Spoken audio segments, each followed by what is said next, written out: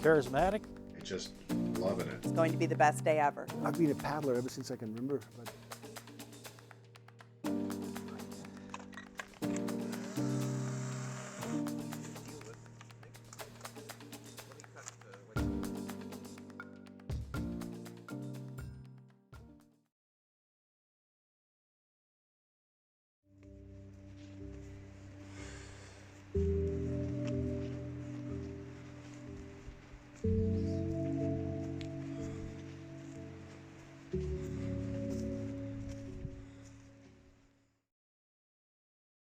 Dating back more than 10,000 years, the Mi'kmaq people paddled the waters of this land. From the southern tip of Cape Sable to the highlands of Cape Breton. For centuries, the birch bark canoe was the primary means of transportation along the rocky rivers, lakes, and shorelines of eastern Canada. Versatile and relatively easy to construct and maintain, the early European explorers quickly adopted the birch bark canoe for inland travel in Canada. Escorted by his Mi'kmaq guides on mapping expeditions across the province, Samuel de Champlain described in 1603 that a birch bark canoe of 20 feet in length could easily be carried by a single man and was more efficient in speed and elegance than the European longboats. There are two main types of Mi'kmaq travel routes in Nova Scotia. Long-distance routes used for connecting the coast to waterways for seasonal migration, and more local routes used for accessing hunting and fishing grounds. In the spring of 1686, Intendant of New France Jacques Demule arrived at Port Royal on the Bay of Fundy for an inspection tour of Acadia. During this time, he ran into ship troubles, which inevitably grounded him. Still having to reach La Have on the south shore, Jacques purchased 3 canoes, hired 2 Mi'kmaq guides, and set off with 5 French companions along an old Mi'kmaq portage route that connected the Bay of Fundy to the Atlantic Ocean.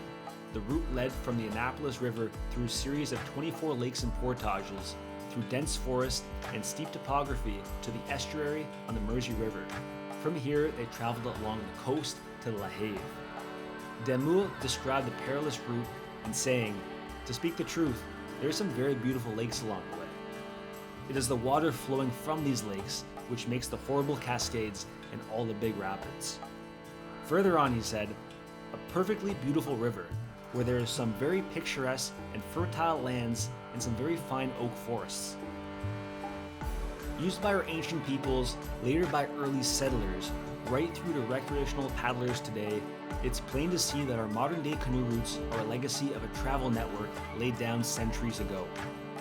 Restoring and protecting these routes not only pays homage to our past, but promotes sustainable recreational opportunities for our future generations to come.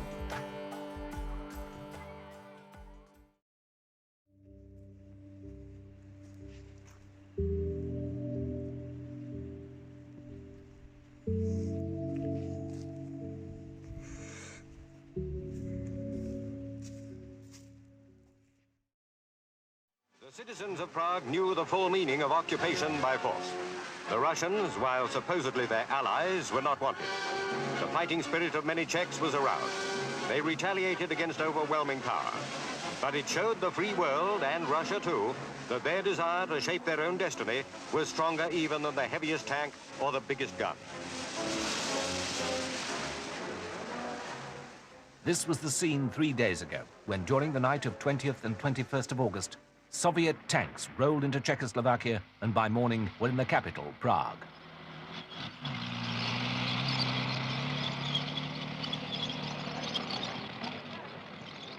Born to physicians Vera and Dusan Sr. in Brno, Czechoslovakia in 1952. As the Iron Curtain descended over Eastern Europe, the Sudak family, in support of a period of reform called the Prague Spring, were forced to leave their homeland as the Soviet Union sent tanks into Prague in August 1968. The Canadian government soon implemented a humanitarian response. Officials relaxed administration's criteria, including medical examinations and security screenings, and chartered flights were offered to help bring more than 11,000 Prague Spring refugees to Canada between September 1968 and January 1969.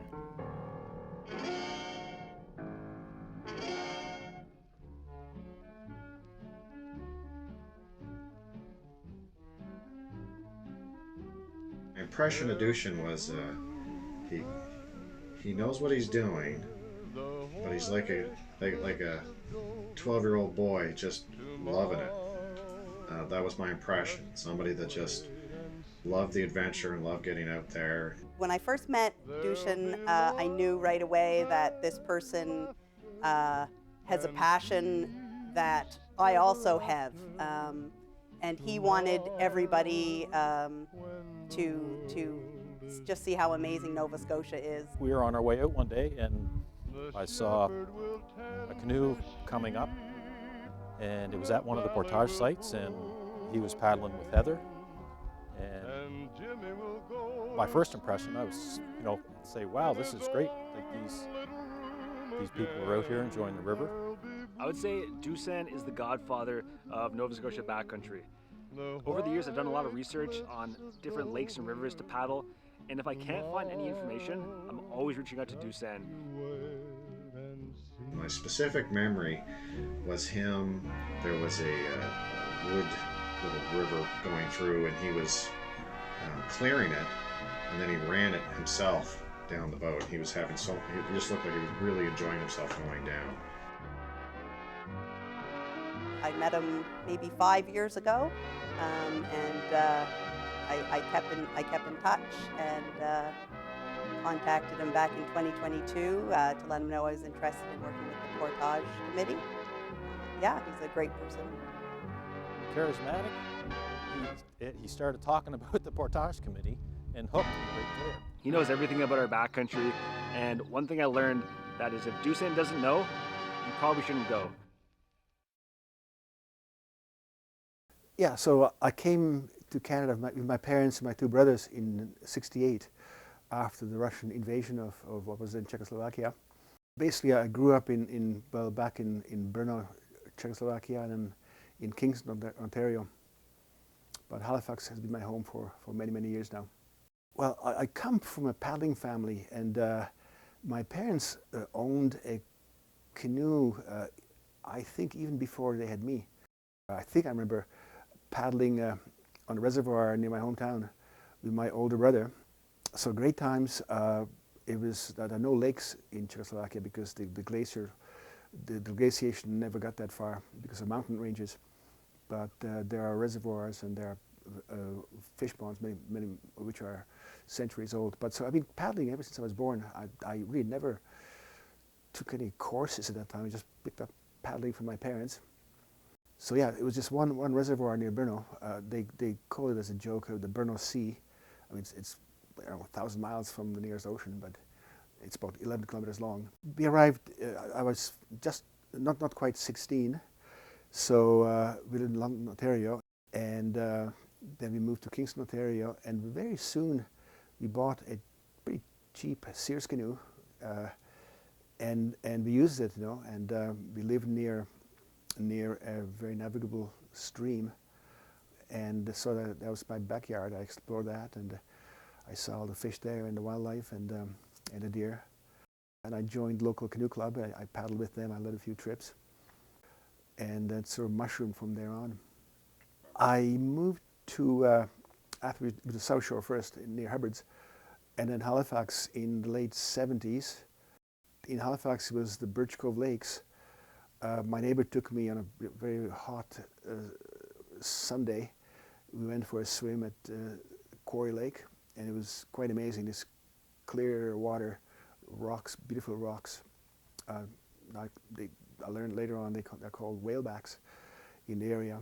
And within a few minutes of, well, we drove there, just behind the Bay High. So I was quite mesmerized. And gradually I discovered, that there's a loop there, and then I explored the connection to Portages. I camped there, and so on. So that was one of my first experiences.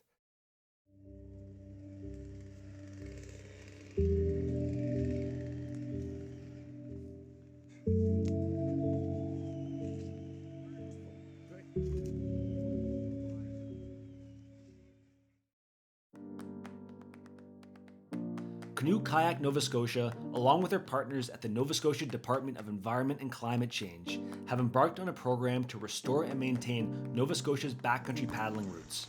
This partnership includes planning support, training, and an insurance policy that allows our volunteers to feel safe and secure when they're in the field. But it's not all work and no play. Alongside clearing portage trails and campsites of windfall and trash, our volunteers often spend time scouting new campsites, spotting wildlife, taking side quests to look-offs, or visiting cabins, beaches, or really anything else that's interesting, like erratics, geology, glacial features. The beauty of the backcountry is in the eye of the beholder. What Dusan and the Portage Committee have been doing for our backcountry has been amazing.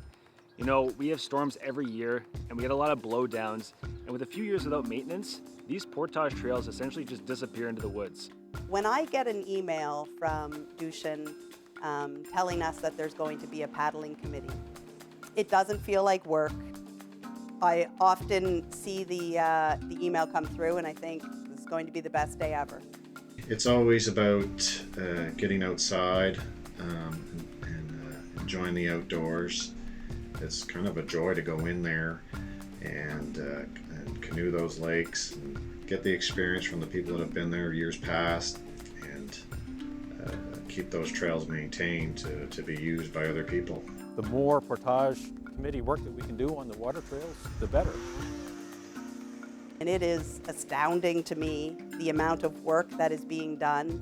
This crew's been vital for keeping our backcountry open and accessible to people like me and others that love getting back there. It was great to be with some really experienced folk who know their stuff in that kind of situation, so you'll learn a lot. If you haven't gotten involved, I urge you to try, and I promise you, you won't want to stop. We're always looking for volunteers. We're looking for people to take part in the portage rehab and maintenance. We're especially in need of leaders of these parties. And if you're interested in finding these beautiful areas that lots of people do not go to, I would strongly urge folks to join up with the Portage Committee to do this kind of work. The more people that are involved, the more success we'll have, and it won't become too much because there's always people to share the work. So please let us know at environment@ckns.ca. As Nova Scotians, it's imperative that we recognize the deep paddling history that our inland waters carry. And as such, it's our responsibility to paddle strong into the wind, to tread lightly, and leave no trace. Thank you, Dusan, for everything you do for Nova Scotia and our wilderness areas.